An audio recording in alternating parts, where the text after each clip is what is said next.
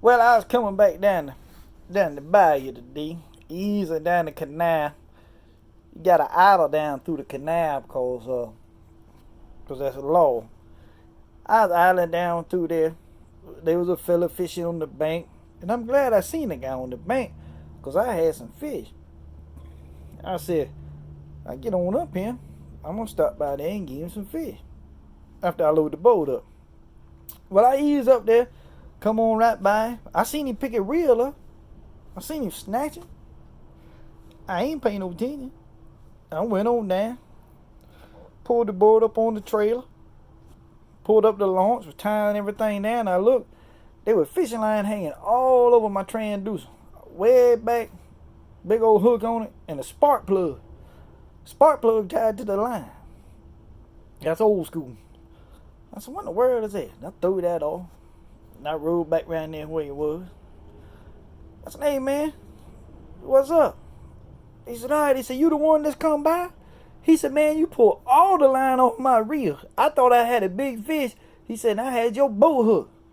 I said, man, I'm sorry. He said, yeah. He said, nah, I ain't got no line on my reel. I said, well, I got some fish in the cooler. I was going to come give you all these fish. You want these fish? Shoot, yeah. Hell yeah, man, I want that fish. Damn that line. I ain't worried about that line. Give me them fish. So I loaded him up with some big old black brim.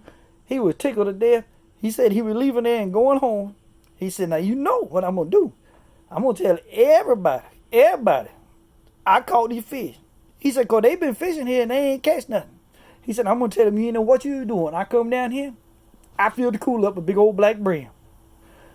Anyhow, I had a good time. I'm very fortunate to be able to do the things that I do. I'm very fortunate to know how to do the things I do. And the biggest reason is because of how I was raised.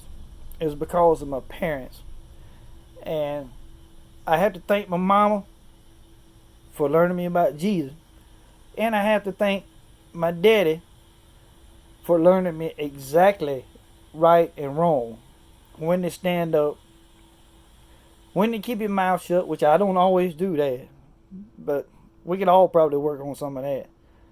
But my daddy always taught me how to hunt and fish. He's always took me. And now he's got where he can't really go.